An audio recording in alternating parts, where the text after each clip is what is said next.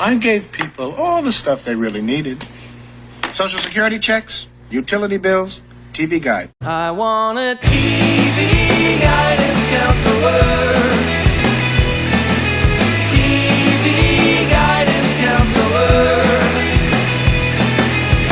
Staying up to watch all night, and everything's gonna be alright with my TV guidance counselor. Hey everybody, welcome to TV Guidance Counselor. I am Ken Reed, as always, your TV Guidance Counselor, and this is the show where each and every week since February 14th, 2014, I've welcomed an interesting person to the show to discuss classic television and their experience with it, using a TV Guide back issue from my personal collection as the inspiration for our conversation. And my guest this week, very excited about. It is magician Michael Carbonaro. If you are a fan of Michael's and that's why you're checking out the show for the first time, welcome. I've had some other magicians on the show if you'd like to look back at some of those, but I think you'd like other episodes as well. But I know you'll like this one. Michael's so good. If you are for some reason unfamiliar with his work, look up The Carbonaro Effect, a show he had on True TV forever. Very incredible magician. Go see him live if he tours in your town, or if he doesn't travel somewhere where he does, because it's an amazing live show. And just an awesome dude. I was happy to have him on the show. And for regular listeners of the show, pardon my second week of March, throat clearing stuffiness. He's a Fangoria kid. I feel like there's a whole thing here with those of us that are Fangoria kids, sort of the Monster Kids equivalent, except 80s. And we talk about that here, and it's really, really fun.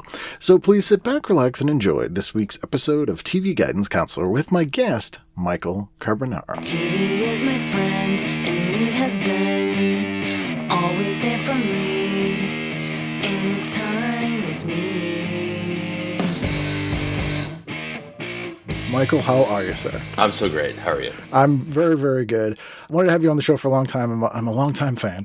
It's funny, I was looking up to find the link to this, and when I Google searched it, there was requests that dated back to the early 70s. Yes, 1971. I was able to get up to 88 miles an hour and figured if I could get it in early with your parents, maybe I could set some time aside. It worked. Speaking of which, you grew up in Long Island, right? That's right. So were you going into the city a lot when you were a kid, or was it kind of hanging Not out? a ton. I went to Tannen's Magic Shop, and it's not really though. Not a ton. Because I always wonder, people who grew up, Boston felt like a billion miles away from anything remotely showbiz. But although we have a good magic scene, people who grew up near New York and LA, I'm like, how aware of you were you of stuff was going on there? Right, just theater, going to see Broadway shows. MTV's right in Manhattan, Right. No, I didn't know that until later. Yeah, I think that too. I'm like, I could have just drove down there. It was 3 hours. Yeah, we still had the picture of New York City from just movies, so we thought it was just you're going to get mugged, shot, and killed. The Warriors and Night Court. Yeah. That's my New York City. There you go. Maybe Barney Miller on a good day. So the issue here you picked, it's from 1988, I believe. We got good old Jason Bateman on the cover, and I imagine it was good young Jason. Jason Bateman, mid-career Jason Bateman, post Silver Spoons, and I imagine you picked this because of Bateman. I did, yeah. Okay. I was like, and I remembered how I just have loved him for so long. Have you ever met him? No, not yet. It'll happen because of this show. It'll stop it from happening. It'll stop it from happening. Yes. He's filing the paperwork right now. I immediately thought of him when you picked this because everyone I've had on the show that knows him, he's a notorious prankster guy. And he did 2 different practical jokes on bloopers and practical jokes on cast members. And I was like, I didn't know that. Here's a connection here. He might know my show. I'm sure he does. Every single person I've talked to is he is every day it was a new practical joke. And the one he did on the cast of Valley's Family is very funny because it's against the kids who played the twins. And one of them loses his mind because it's it's like a cooking segment they're doing, and everything goes haywire. And this Oh, that's kid's, pretty cool. I don't know, 15. He's like, if you get my leathers messy, Bateman. My He's so leathers. mad. Oh, My I remember leathers. that. My leathers. Oh my Perfect. God, leather pants. My Did you ever leathers. see the bloopers and practical jokes they did on Doug Henning? No, I didn't. This is crazy. I mean, I was a huge fan of Candid Camera, obviously. Yeah. And then I do remember watching some of those bloopers and practical joke. Did like Dick Clark host that? Dick Clark and Ed McMahon. Yeah. Right. Yeah. Oh my God. It started as bloopers, and then they realized like the amount of bloopers that you can show every week is finite. Absolutely. So they're like, yeah. I guess we do jokes. Then they started like going to sets and be like, could you guys just make some bloopers for Yeah, us? just say blah, blah, blah. Oh, perfect. The meanest joke they ever played was on Stevie Wonder, and it did happen. Oh my God. It was worth it because he played a joke on, I think it was on Barry Gordy to get him back. And it's one of the greatest practical jokes of all time. Wow. But I've got to see the Doug Henning one. The Doug Henning I'm a one- huge Doug Henning fan. So like good. if I had was able to find like a TV guide that either had a Copperfield ad or like a Doug Henning ad, I probably would have loved to see. For listeners that don't know Doug Henning, how would you describe Doug Henning? Oh, I mean, I think almost everybody knows him now in some sort of they know the joke caricature Yes, of that you. kind of prototype, Yeah. but they don't know where it came from. And so he's a little Canadian hippie, curly, long-haired, mustached, sparkly pajama wearing Yep. magician. Very positive. Yeah, very positive. And, I loved him. I mean, I remember, I was so young, but I saw one of the Doug Henning specials on TV where he flattened a person with this machine that flattened them into a disc. And that, I really thought he was doing it because at that age I was like, he's a magician, he's doing real magic. I didn't know it was illusions and tricks. And I was kind of frightened by that. And I ended up doing a riff on that in my show where I flattened dogs down. Yes, I remember that one.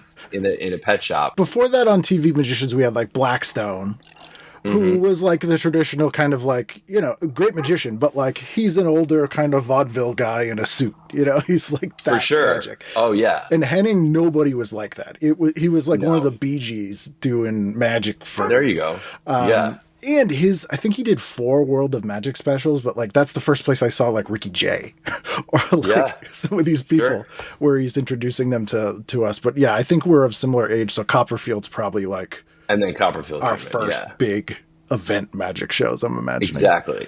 Well, but it did start with that. I had some early Henning memories, but Copperfield for sure. Yeah. Because he was cool. I remember the ads and the TV guides too. I remember when in his own way, he kind of brought, the way Henning brought the 70s counterculture magic vibe. He brought just sort of a GQ cool. Well, actually, no. Early Copperfield, no. If you look at early nerdy, really nerdy, yeah. Even his early TV special, The Magic of ABC, starring David Copperfield. He's just a little nerd. He looks like Bob Saget in the early days. I've always thought they look like. Yeah. In fact, I was I wonder if he gets Bob Saget to secretly double for him. That would work. That's how they did the Wall of China. It must be. That's how it's done. Bob Saget's on the other side.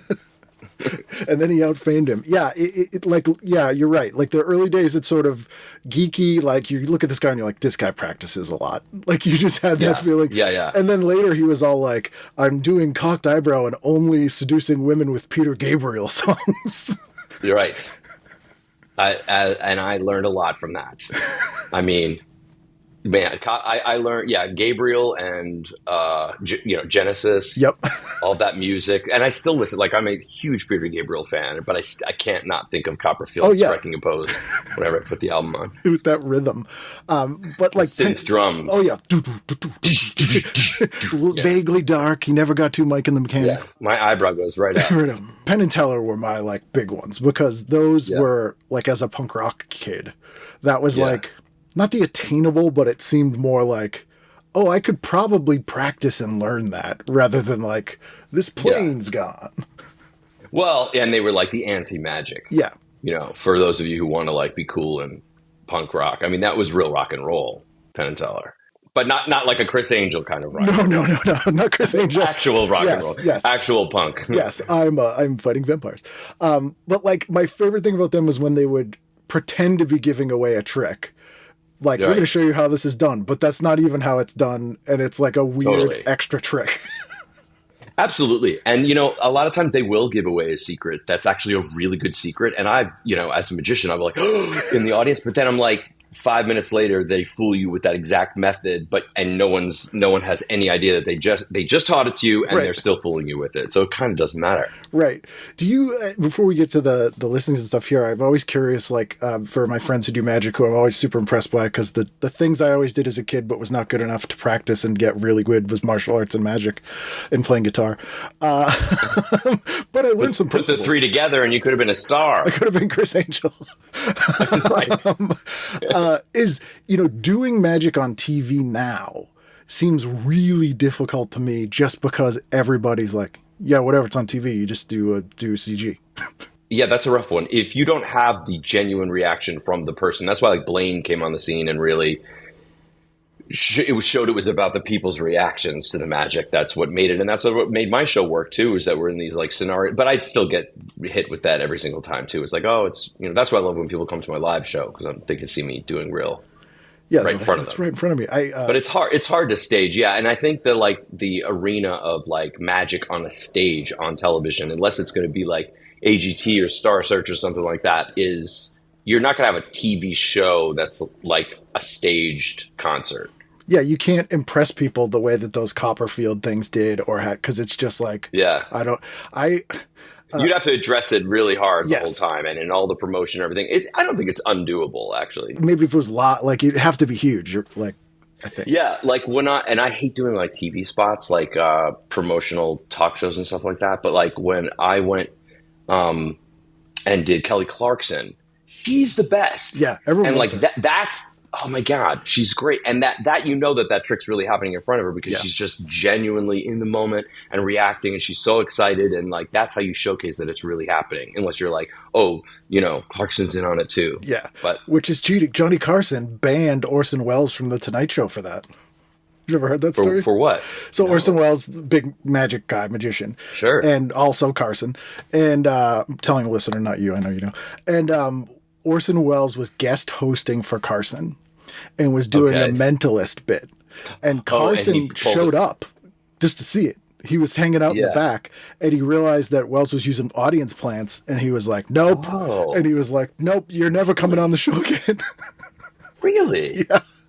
Wow. He's like, That's ridiculous. Orson Welles, I'm not. Nope. Yeah, why would you even do that? I guess maybe he was like, I wonder if the director. Well, Carson was a magic purist, though, Oh, yeah. because you remember what happened with Uri Geller. Yes, with the little rubber cement. Yeah. And, yeah. Uri Geller was a magician who was, had a phenomenon that he was actually psychic, and he wouldn't let it off the hook. He Yeah. wouldn't let people know that it was a trick at all. And I think, as I heard the story, Johnny contacted him and was like, "Do you want to do something where we kind of work something out together where it really looks cool? I'm a big fan of magic." And Uri was like, "No, I really am doing this." And Johnny's like, Are you? "Okay." Yeah. So then live, and look it up, Google that one. It's great. Uri Geller, URI, and Johnny Carson.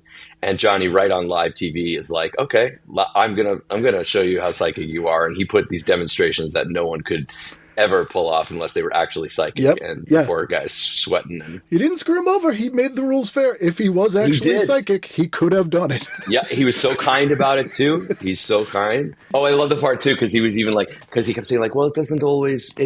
I'm feeling, or he's like, Something's I'm feeling wrong. a little bit like you're boxing me in, you're sort of forcing me to answer these. And he was like, I thought that's what this was Yeah. about. I thought that's what this game was He about. goes into commercial too. He's like, let's give you a little bit of time. We'll come back and try it again. It's like just Wow. twisting the knife. But yeah, Amazing sad. Randy helped him there. And that's the other thing about your show that I always think of Amazing Randy, his first thing he would come out to people and the first thing he would say is, "I'm going to lie to you tonight." And, Yeah, it's great. I always am like, wow, if Michael Carbonaro was evil, Yeah. I don't know, maybe you are, I don't know. Whenever I see you bit. demonstrating products in the hidden camera things, I'm like, see, a con man would then just actually have sold that to the person. Oh, totally. Oh, man. What a lesson in humanity that was, about how, people will go down that road with you and really believe in anything. Yeah. It's terrifying. It is terrifying. Although I will say your improv skills always impress me because you're just in general. I don't know how you don't laugh, but you do a thing when the person will always try to rationalize it in their own head, and they'll say Yeah. how they think it works, and then Yeah. you repeat it to them, and they'll act like you told them that and they didn't say it to you first, and like completely buy it. Of course, yeah. That's the magic yes and of improv. You know, like, is it the heat? Yes, it's the heat that actually The heat does it. generates It's a from the heat sun. thing. Oh, yeah, if you're gonna believe heat, then that's exactly what it is. Yeah, it's perfect. Wow. Yeah. So Bateman, had you watched him on, like, this is from Valerie's Family, but were you like a Yeah. Arrested Development guy, or were you watching him at this time? Oh yeah, huge Arrested Development fan. But back then, no. Valerie's Family, the Hogans, the Hogan family, the whole family restructuring. I was there for it. I was so upset. loved that show. I was so upset Oh. when they killed her. Oh, I right, love the yeah. show. I didn't care. For me, it was about all the brothers. You were like, Sandy Duncan's fine. It's about the brothers. Yeah. Yes, it's the brothers. I had Jeremy Licht on the man. show. That's right. I met Valerie Harper once as an adult. Oh, wow. And she's super cool. And we talked about Second City and like all that stuff. And I very rarely get starstruck in the moment. You know, I'll do it later when I'm alone. But we were chit-chatting all day. And then at one point we were chit-chatting about when they killed her off on Valerie.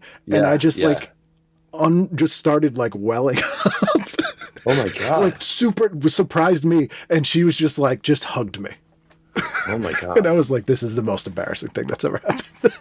That's so sweet. It was so nice of her. Of course, I was devastated when Valerie left the show. Oh, yeah. No, as a kid, you don't like, and they were so crass about it because they had filmed the episode with her. The contract things didn't work out. And so they reshot her scenes. And the first line that you know she's dead is Bateman. He literally goes, things haven't been the same since Mom died. Oh my God. So you're like 10 years old and you're like, wait, what? Yeah, it honestly washed right over me, though. Yeah, fair enough. And then I heard, everyone was talking about it being some kind of contract dispute. So I did know that even as a kid, I knew it was like some contract thing until they killed her off the show. Yeah, but you're like, I like Mrs. Poole. I don't care. Yeah, I love Mrs. Poole. Sandy Duncan's just fine. And it's all about the brothers. Yeah, Bateman is so good on that show. And that's like, he had It's Your Move before he's that. good in every single thing. Never seen him bad. Yeah, you're 100% correct. Good God, he's just so good. Have you ever seen the made-for-TV movie he was in with, what's her name, China Phillips? And he plays a kid whose parents get kidnapped, and and it's not a comedy, and he has to become a spy. As funny as that sounds, no, I did not see that. I'm trying to think of what it's called. It's amazing and seems like a parody and is not. He's like in a synth band, and he's like 17, and it's great. Oh my God. Yeah. And then Black Rabbit was so good. Yeah. Oh yeah. God, that was good. Or the King thing he did. What was it? The Other, or the Stephen King show that he was in on HBO? That's right. Yeah. The Outsider. Outsider. No, I think it was The Outsider. So he's one of those people who it's like kid actor, adult actor, didn't miss a beat, always delivers. I think he missed the middle beat. Oh, Teen Wolf 2? He talks about, right. Yeah, no, I mean, he had a rough time there. I think he got, himself all the maybe too high stuff. and mighty. He talks about it all. But then it was really Arrested Development was really the resurgence of the brilliance. Yeah. Yeah. Or it let him, but he wasn't doing anything new. He was doing what he always did. I think people just realized it more. Sure. At that. It was like, this is his thing. So yeah, he's on the cover here. He got fired from not from Strokes, Silver Spoons for overshadowing Ricky Schroeder. Oh, wow. I didn't know that. Yeah, he was his best friend Derek on the first season, and Schroeder like big timed him and was like, we can't have this. Fired him, hired Alfonso Ribeiro. And that's right. Bateman got his own show, It's Your Move, after that, playing essentially the same character. Remember It's Your Move. It's a good show. Oh, wow. Gosh, I was around for all that. It's so for the listeners, it is Bateman on the cover, young Bateman, and the title is How Far Will Actors Go to Land a Role? Which is not fair to Bateman. That is not fair. Not at all. It's like some sort of twisted casting couch episode. And that article but that's actually not even his story. No. That's another story in the book. His is about the many moods of Jason Bateman. He says this is a real trying time to be a teenager. He's right. He was right. It's always trying to be a teenager. I know. That's all.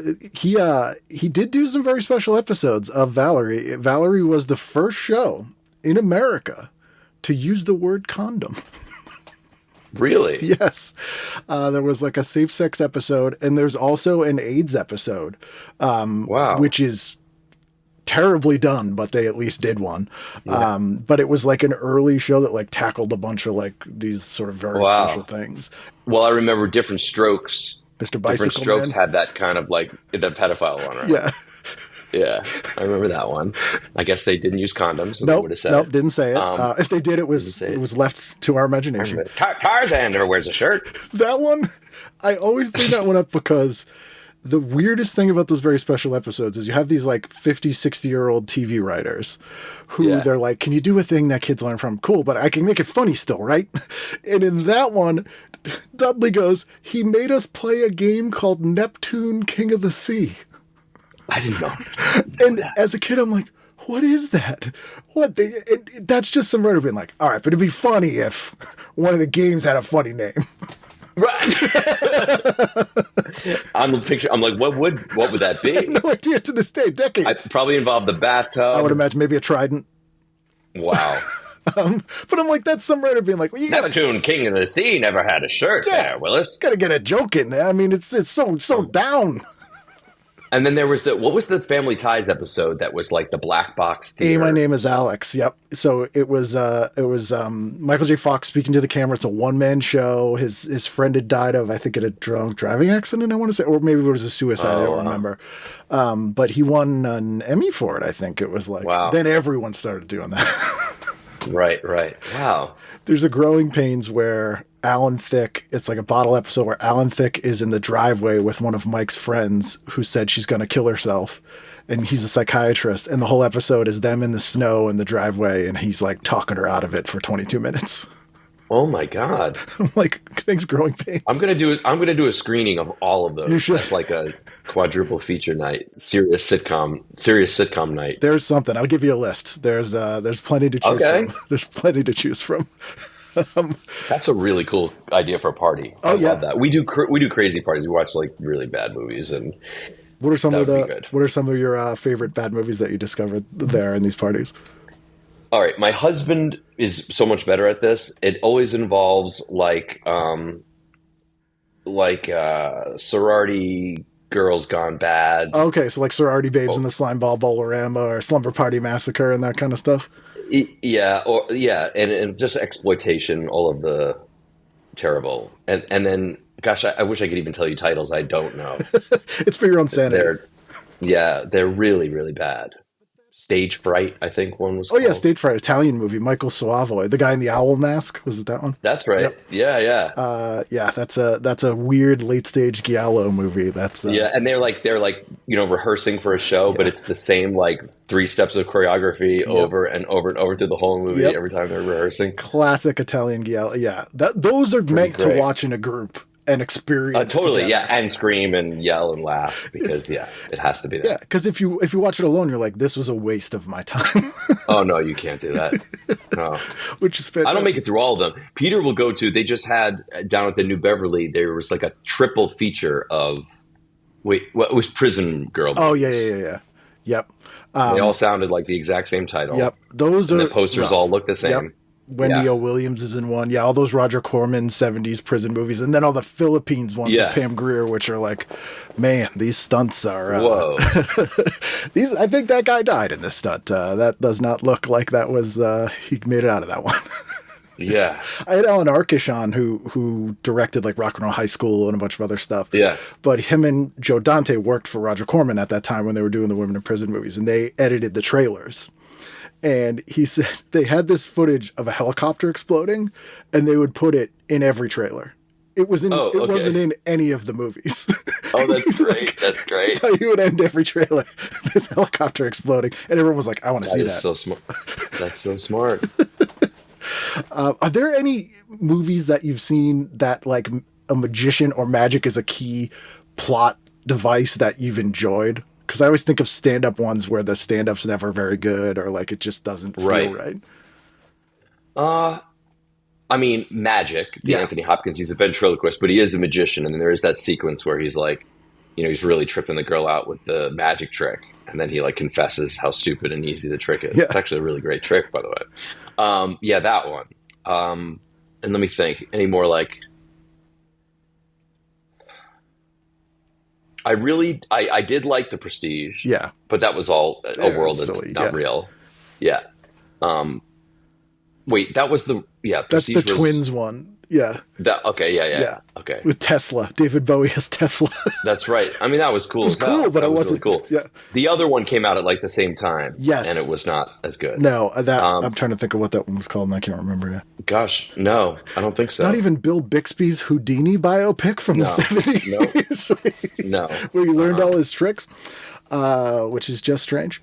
Or the TV show Black's Magic. I don't know if you remember. Don't know it. It's I remember Mr. Merlin. Mr. Merlin. It was around similar time. It's Hal Linden, Barney Miller himself, playing a magician, and he's like 60. Whoa. And his dad, played by what's his name from MASH and Dragnet, I can't think of his name, the old guy, playing his dad, who's also a magician, and they solve crimes. Harry Morgan. There's been a lot of crime solving magic. Do you feel like you're not living up to your full potential by not solving crimes on the regular? Totally. I thought you were going to say by not having starred in a crime-solving magician series, and the answer was going to be yes. But yes, I am not living up to my potential for not doing that. No, Jonathan. But in real life, no, absolutely not. I'm also it's funny you say that too, because I'm also the worst liar in real life. I'm so bad. Really? Everyone's like, "You must be so good at bullshitting." Like in life, no, I'm actually just terrible. So it has to be like a million tells. Yeah, no, yeah, totally. It has to be. I don't know why. I really should just like learn from my own work, but no, everyone can tell when I'm, trying to pull something up. A writer for the Boston Globe once was reviewing one of my shows, and he wrote, "Ken likes to create chaotic scenarios he can control on stage," and I was like, "I'm going to pay you a copay for that because I think you've broke this open." But it's almost like that to me, where I'm like, "Oh, when it's your chaos and your lie, you're like." Totally. Got it. But if it's something else, you're like, I get no idea. Right. There's nothing really at stake there otherwise. But like, wow. Yeah, he wrote the formula for you. Yeah, I was like, man, I should get this translated into Latin and tattooed on my chest. Someone wrote, I did a Fringe Festival show once, a New York Fringe Festival show, and somebody wrote like, he invited us into his weird little world and we wanted to be there. And I was like, okay, life's mission. I love that. That's perfect. That is perfect. Yeah. My God. It's always when someone writes something like that and you're like, well, you just wrote my obituary in the best possible way. Yeah. But reviews, that can be scary. Oh, the worst. Yeah. Never read them. We all do, but don't do it. Oh, I imagine you've never like read the comments or anything on YouTube, have you? I imagine you haven't done it. I stopped because it's just too, you know what was the worst? Oddly enough, not that it's oddly enough actually, but just, it was interesting to see TikTok was the most negative. It was insane how negative it is. A lot of times people will write like the secret, like they'll watch the trick and then they'll list how the trick is done. They'll be like, I know this trick. My uncle used to have this trick, and here it's a rubber band that's pulling over here, and I'm like, so I'm like deleting like the secret, and then I'm like, just leave it, because then this other person's like, it's CGI. This person's like, it's a rubber band. This person's like, it's an actor. I'm like, well, all right. Yeah, no one's gonna know. It's in there somewhere, but are you gonna pick it out? I never got the magicians that I know love watching magic the most, and they know how almost everything's done, because it's almost better when you're like, wow, the skill of that, pulling that version off or something, right? It's true. And then back to that, like what we were saying about Penn and Teller, like you be fooled by something you know.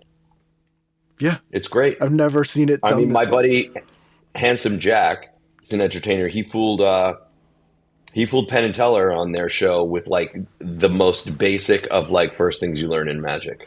It's how he did it. Or like, Shin Lim is a Massachusetts guy, and the stuff he did on there was like, I'm like, I don't know how on earth you've done this. It's CGI and actors. It's all CGI and actors. And a rubber band. It's a CGI rubber band. Acting like a rubber band. Yes, it's not true. So let's dive in here. Saturday night, anything jump out at you that you would watch? Okay, right. I made notes. Awesome. First of all, let me just say, can we smoke during this interview? 100%. My God, these ads. What brand you going to pick? There's so many to choose from. They all look so lively and healthy. Let's see. I mean, look at the cool milds. This is when they were even able to just get away with only saying, you got this like really attractive 80s guy smiling with white, beautiful teeth and glowing skin, pack of cool cigarettes, and it just says that smoking by pregnant women may result in fetal injury. And they're like, oh, I'm all right. Low birth rate. Not my problem. It's like that Dennis Leary joke where he's like, I just find the one that says that and buy that brand. Oh, that's right. But it's like, they didn't do this by accident. It's not like they picked them out of a hat. Like, nice, we got low birth weight. This ad's going to work. Like, it's so craven.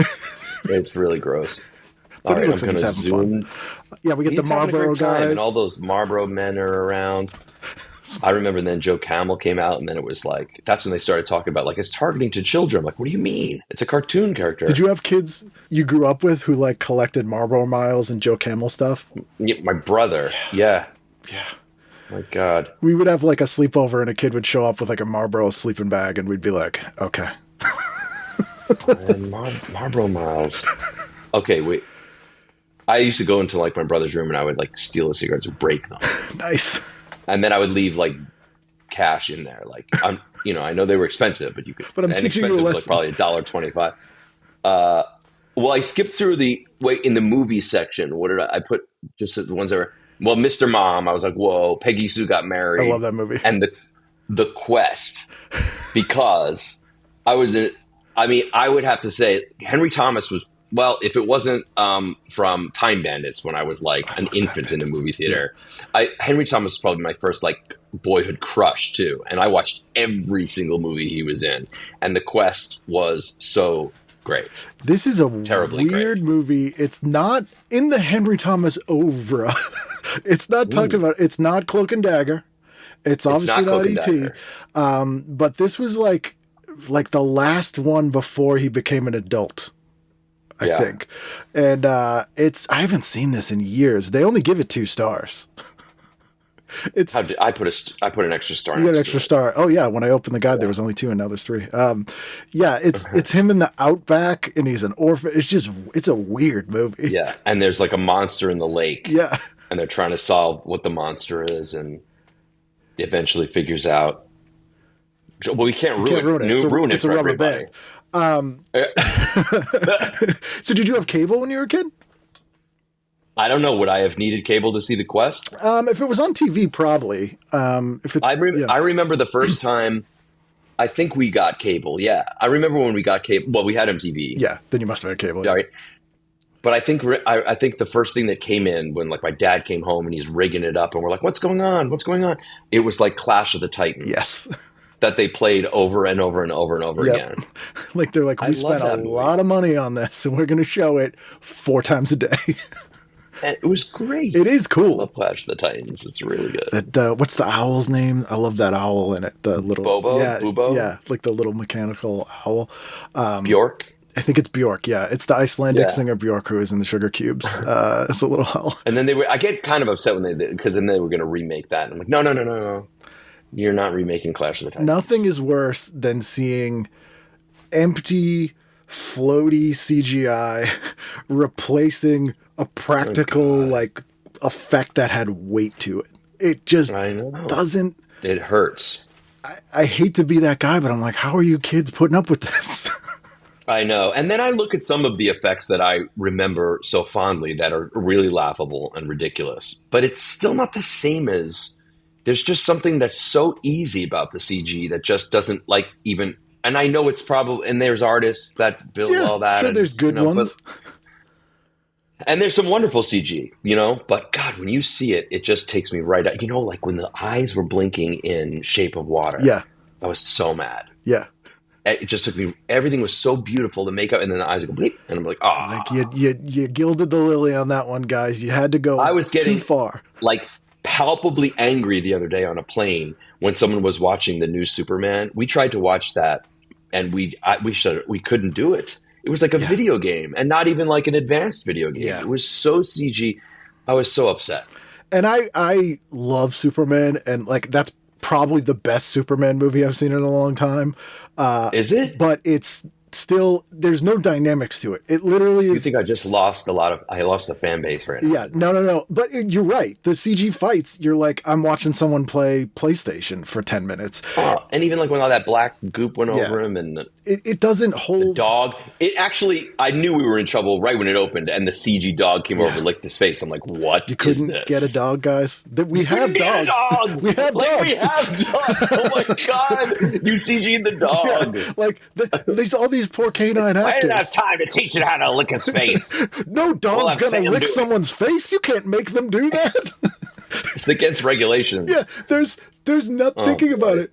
Aside from like flying, which you could easily fake with a real dog, there's nothing that dog does in that movie that a dog couldn't do. It's not like dancing. You take a dog, you throw him in the air, and you play it in slow motion. Yeah, exactly. Okay? What's so Two hard about cameras. that? I mean, that's why they have 8 or 9 puppies in a litter. I have 3 dogs. Where's my dog? I have a little puppy. He's in the nice. tour. Oh, really? He's in the live show now. Yeah. What kind of dog is it? He had his premiere. He had his premiere at the Wilbur. Oh, nice. Right there. Yep. We love that our was dogs. his premiere show. He'd been on stage before in my last tour, but we just started a new tour called Michael Carbonaro Wonder Boy. Excellent. And he's like actually got his own segment. He does like a trick. Oh, that's an awesome. illusion. And he had his premiere last weekend at the Wilbur, and then I went to my hometown, Long Island, and performed. Oh, that's awesome. It was a really cool I like weekend. to see more dogs on stage. And now he has his own merch. I just got the Wonder Pup stickers. Oh, that's awesome. ready to go. Okay, so here we go. Now I know we're doing prime time. Yep. But Saturday, I couldn't help just at least putting a little star next to Wonder Woman because I thought it was just funny. My brother used to watch. My brother was obsessed with Wonder Woman. I wasn't. I like to watch her change, but I didn't love. He was in love with Linda Carter. You had to and be. he used to audio record the TV show and then listen to it later. He's not the only one. You believe it or not, that is a frequent thing that comes up on the show. Pre-VCR, so many people audio recorded, especially people who went on to become comedy writers. They would record like a sitcom or SNL and just like listen over and over again and end up discovering like structure. Wow. Which isn't a bad thing. I'm going to let him know you said that. Yeah, he's normal. He's totally normal. We all love Linda Carter and taping. Shout out to Reading Rainbow and my favorite, and the Muppet Show, of course, and then Galaxy High. Yes, do you remember Galaxy High? Yes, the cartoon. Chris Columbus. Is that right? Yep. Robert Zemeckis. Oh my God. What? Yeah, it was a huge. This is when they were trying to do TV. They had just done Amazing Stories, and this was a cartoon they pitched at the same time, and they produced it. It's good. There were 2 things that I remember that still like pop up in my mind to this day. One of them, there was an episode about brain blasters. Where you didn't have to study, you could like put these things on and blast all the information into your brain, but it made you like sick and weird. It was like a drug. That was so scary. Yeah. And then there was another one with like party people in a can. Yes. Do you know this one? Yes, I do. It was like these tiny little. If you needed more people at your party, it was like a little pen. It was like party people in a can. But then they grew too big and like it became a.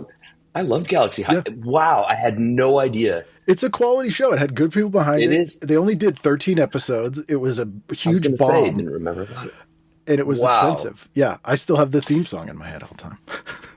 Oh, wait. What is it? Well, let's hear it. I'm trying to think of the beginning. The part I always get stuck in my head is, what his name is, a sweetheart. Dora's got a lot to learn here at Galaxy High. And then it's like the chanting, like the cheerleaders. Because the gimmick of it is there's two Earth kids. One of them's like a football kind of dickhead kid, and the other one's like a nerdy girl. And when they go to this high school, the girl becomes super popular, and the jock guy everyone thinks is a loser. Like that's such a cool switch. Wow. And so it like lays that out in the theme. Never song. happened in the real world. No, because we haven't attained the singularity yet in space travel. There. Yeah. Shout out to Turkey TV, and you can't do that on television. I was there for the birth of that and the birth of Nickelodeon when we loved You Can't Do That on Television. We couldn't believe it. It just blew us apart. So good. Same so people funny. doing that and Turkey TV. And he just recently died, but Uncle Floyd, who did the Uncle Floyd show, which was, I guess, in New Jersey for years, he would have comics on. He did a lot of stuff with Dr. wow. Demento. He had like a bowler hat and a tie, but they would show Uncle Floyd clips on Turkey TV. Like he'd do the song "I'm My Own Grandpa" and like those kind of things. And Wow. bizarre stuff you would see on there. Oh, and when Mr. Wizard's World, Yes. which was on Nickelodeon, Don Herbert. but it began first. Mr. Wizard was a small segment between shows that was actually teaching magic tricks. Yeah. Oh, It wasn't science. And I remember that I was so excited. So when it was going to come out as a TV show, I was like, yes! And we still loved it. But I was like, wait, this isn't magic tricks anymore. Sometimes they sort of would be where he's like, look at the cards between the water glasses. My favorite thing about that was how much he hated those positive Canadian kids. He had no patience for them. Yeah, it was so great. And he'd play these jokes. Like they'd walk in and he'd like throw a fireball at them and they'd be like, whoa! He'd be like, do you know what that was? Get the hell out of my house. What do you think this is? Oh, I don't know. No. It's a warning. Well, no. Wow. Okay. All right. So here we are. We are in Saturday evening programs, and this is what I'm watching. At Facts of Life Love it. at 8:00. I might be switching back and forth to. Well, there was a TV movie down there called Nourish the Beast. I don't know what it is, but I would definitely be checking out what that might be. That sounds interesting. And then clear through till there's also something called Werewolf. Is that a TV show? Werewolf is fascinating. So Werewolf, when Fox started in 1987, they started on one night a week on Saturday nights. And so the model they used was, we're going to rent a night from UHF stations. And then as we get bigger, we'll rent another night and another till we take over as a new network. Because it was the first time we had a new network in like 30 years. So their big shows they put all their money into were a show called Werewolf, which is basically the Incredible Hulk, but with a college kid who becomes a werewolf and is searching for the head werewolf so he can free himself of the curse. And the head werewolf is played by Chuck Connors as a sea captain werewolf with an eye patch named Scorzini. It's ridiculous. See, I didn't see it, and I didn't know about it, but I'd be checking it out if I saw it. They gave, I think it was Rick Baker, a shit ton of money to do the werewolf effects, and they were like, had all this press about it, and they only had him do like 2 transformations that they just kept reusing, and you would see the film degrade. So they put all the money into that, and then a show called Mr. President, where they had George C. Scott as the president with his family, and then the shows that ended up being really popular were literally last-minute throwaway shows. It was Married with Children, Cops, and America's Most Wanted. Oh my God, I have to say that happens with magic tricks too. When we were making the TV show, or when I'm on tour, I'm like, we will make something like this is going to be the best, and like, oh, and then we need something else. How about we do thing where cotton comes to life and climbs up my arm, and then that's the one that everyone. And you loves. almost want to be like, really, guys? Really? No, yeah. You know how much time? In fact, I did a bit on the show called Contagious Mushrooms. I think I kind of wrote the plot to Last of Us. Is that sci-fi? Last of Us. Yeah. Yeah. The Last of Us was kind of a ripoff of my Contagious Mushrooms bit. Lawsuit. I did it first. You were the first of us. But you know what I was actually riffing off of when I did that was was Creepshow. Yes, The Jordy Stephen Verrill. King yeah, Meteor totally. shit. Yeah. That's so great. It's so weird. I love that movie.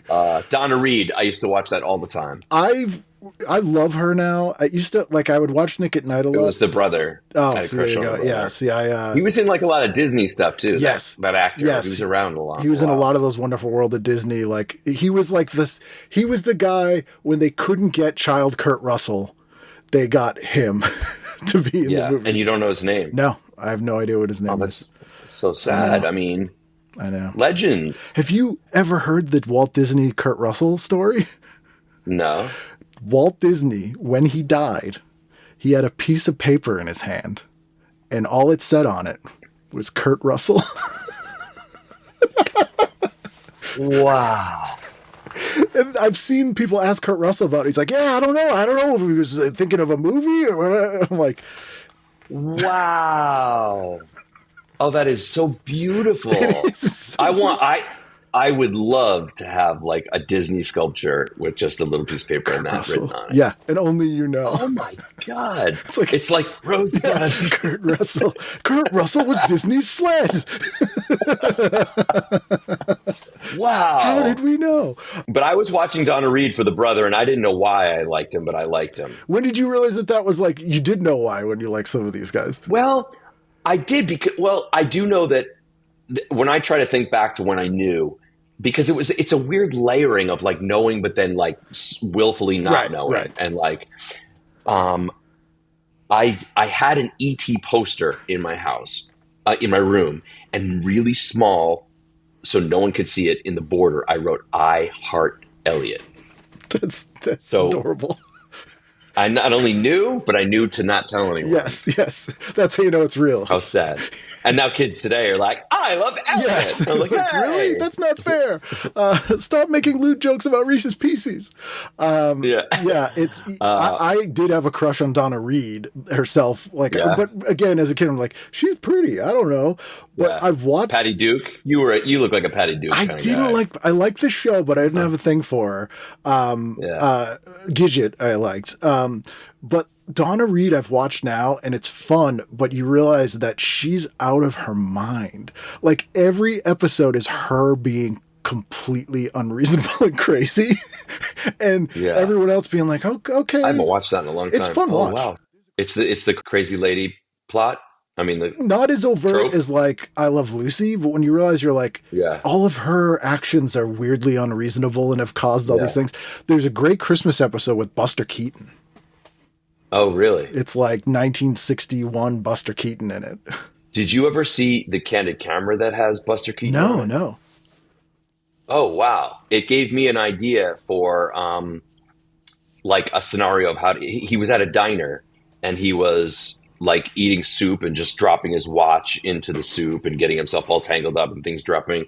So he was just clowning around next to, and the reaction was the person sitting right next to him, just sort of like at a bar at a diner, like, you know, up at the bar. And I loved the two shot with the one person. So I did a segment on the show. Oh, the ice cream sandwich? Right. We use that same shot for that. But before that, we did at a diner. I did one where I like made I blew bubbles and made somebody's portrait in my coffee. My steak came to life and climbed all over the table, which I stole from Poltergeist, and like flew off the table. And my soup turned to ice. Like all these like just next to the person scenarios. Side note: I'm still scarred for life for the fried chicken scene from Poltergeist. Oh yeah, like it's not good. No. Have you watched it recently? It's not well done. It's so bad. Yeah. It truly that movie was one of those ones, because I think back to what I actually saw in the theater and what my mom would take us to go see, and we're still all scratching our heads, because I remember seeing Aliens in the movie theater, and I'm like, wait a minute. When I do the math, and I was like, I think it was like 11, but I loved it, and she knew. I mean, I loved it. I was so into Fangoria and effects and gore, and I loved all of that. But there was something about Poltergeist that we were not allowed to watch Poltergeist. Weird. And the restriction, and you know what I actually think it was? Later on, it was probably just the smoking pot and the nudity. Yeah. But because it was restricted, it was like this, like Pandora's box, like, oh my God, if you watch that, your face will melt. It'll be like the Ark, you know, like that will undo reality. Yeah, my parents. I love that movie. Same thing. I was like, as a kid, I'm like, they're so cool, and as an adult, I'm like, didn't want to get a babysitter. I get it, but I saw everything, and I do. Everything. Yeah, I love that movie. That was going to be one of my questions for you, because I always pick up on some of the bits on the show, like he clearly is a horror movie guy, and you mentioned Fangoria and stuff, and really like watching Savini do stuff, not very different from how you would set up a magic trick. Totally. No, I always consider his book, Savini's book, was like my first magic book. Grand Illusions, but I had the version that was called Bizarro.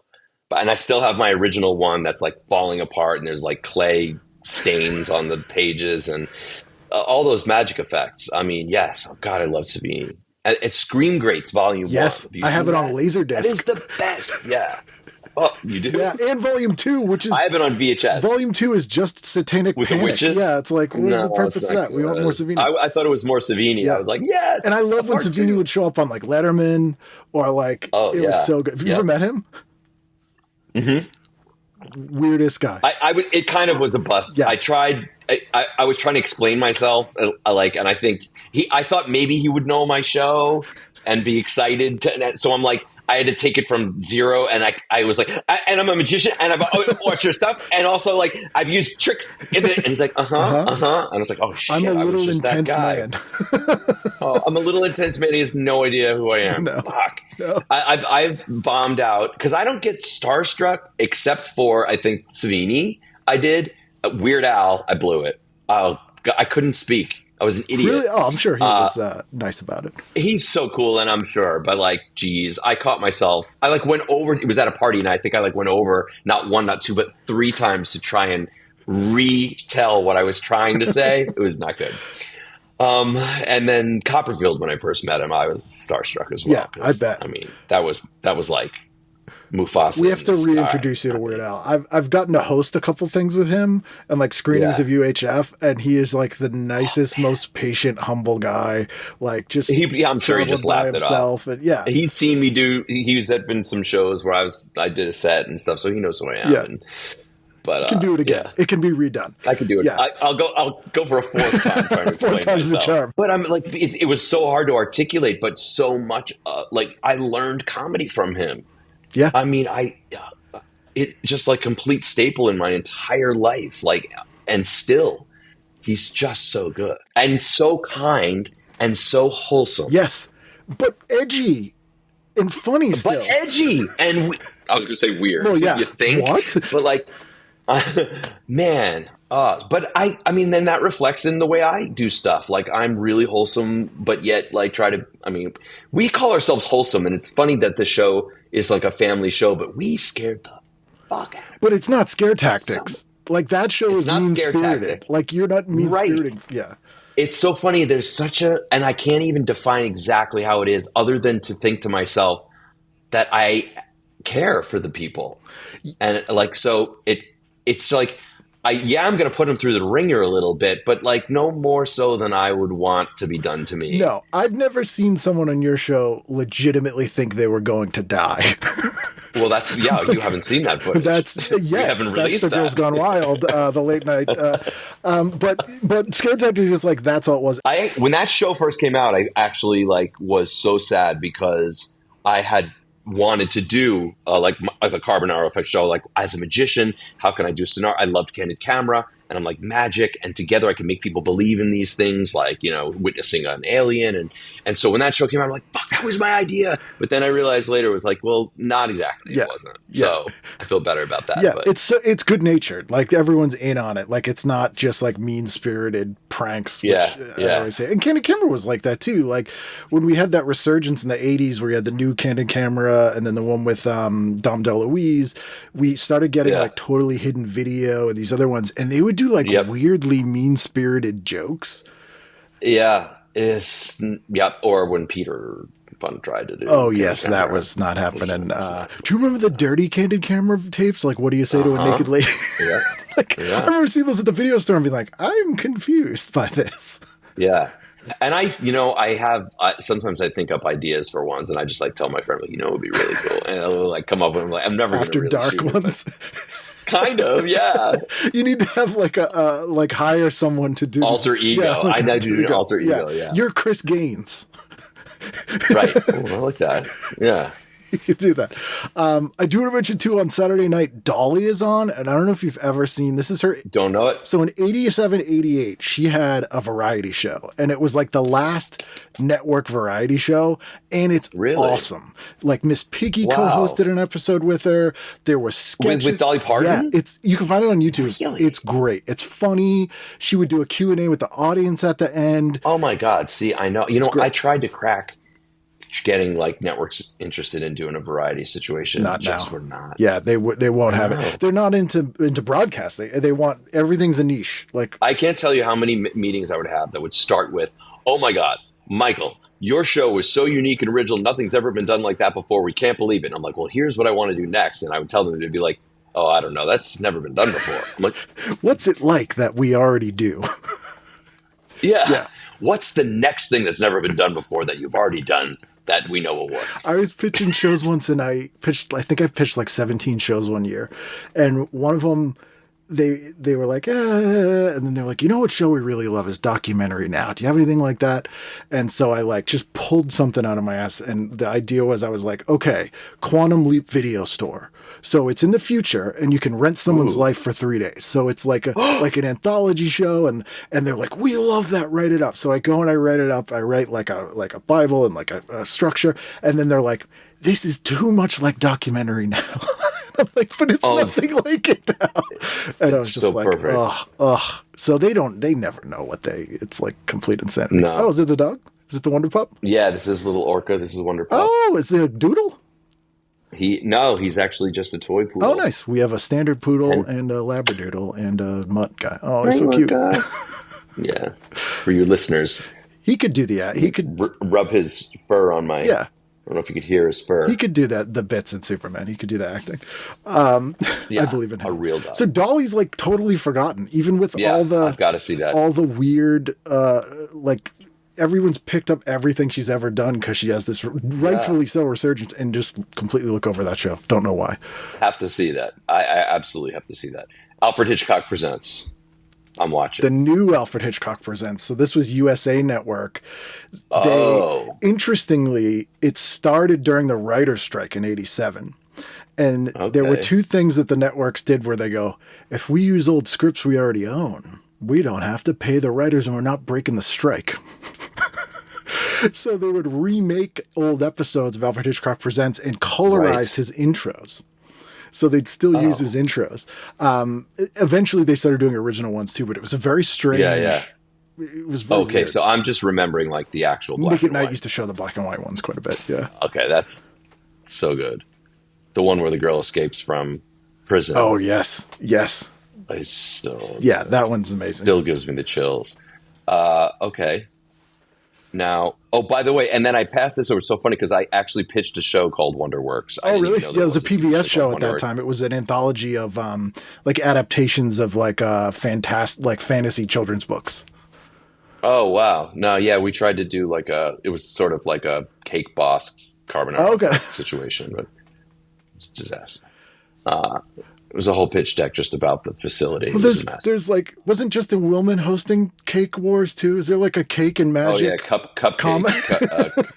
Yes, we all have us early wizards have to start with cake-based magic is what you get. We learned it's safe. Well, it's a magic oven. You might recall from throwing your Boston cream pie donut, Boston cream pie donut. Yes. Mr. Rogers, shout out. That was just could not put a star next to it. It was funny because my mom was telling me like when I was really little, like she was like, you didn't really watch Sesame Street. She didn't really love Sesame Street. She's like, you really loved Mr. Rogers and Scooby-Doo. Oh, interesting. I know. So I always, as an adult, I've decided there's 3 phases of life that we have. It's loving Mr. Rogers, making fun of Mr. Rogers, loving Mr. Rogers, and feeling bad for making fun of Mr. Rogers. That sounds right. It's like the fully idealized life. Because that guy, the more I learn about him, I loved the show when I was a kid, but you're just like, man. I know. And that footage of him actually pleading the case for the money for PBS. Yeah. Well, Rogers, you give me goosebumps. You got your money. Yes. He sued the KKK. Mr. Rogers. Really? Yeah, it's a fascinating story. The KKK had a Mr. Rogers impersonator that was making phone calls to the houses for like, don't vote for the blacks kind of thing. And it got back to him and he was like, nope. And he like completely destroyed this whole chapter of the KKK in this area in the South. It like completely financially ruined them and then gave the money to charities. That's great. I'm like, the best. Where are we? Sunday? Okay. We're in Sunday. I probably would put on Family Ties. Love it. Of course. And but then I saw Midnight Cowboy was down there and I'd jump on over and check that out. And then there's this movie over here in primetime called The Town Bully. Yes. I don't know what. Starring Tackleberry from Police Academy. Well, it's funny because I read the title and I'm thinking, okay, TV movie Town Bully, it's going to be. But then I saw the ad a little bit later in the book, and he's got like a shotgun in his hand. I think the town. It seems like the town goes after him. It's like a kill the monster moment. Yeah, and it's Tackleberry from Police Academy with a shotgun, looking like an absolute monster. And I guess he is the bad guy. It's based on a true story where this whole town gathered, almost like the end of Roadhouse. Wow! They go and they all Bruce Boxleitner. I've not seen this, but it kind of looks fascinating. Like it's potentially so terrible it has to be entertaining. There's no way it's not. It has to be. No, I know. I want to see that. And then I put a star next to Solid Gold because I would watch Solid Gold just to watch the dancers in the beginning. Yeah. Okay. And which was the same clip every week. Yes. They didn't really the have hands dancers coming out in front of the thing. I didn't know that right away. It took a while before I went, wait a minute. This is the same footage. Yeah, and you know who had the easiest job in the world was the male dancers in the opening of Solid Gold. Yeah. Yes. There was a weird blip of Solid Gold ripoff shows that I love. And one of them is called, it's not Dance Fever. It's literally called 14 Karat Magic. It's called the Michael Carbonaro Effect, weirdly. No, it was hosted by Lorenzo Lamas. And it's called it's literally called like Dance Show or something. And it's like a half hour of him and these dancers all dressed like they're in Mad Max doing these like ridiculously choreographed, oddly super serious dances to like pop hits from 1986. It's bizarre.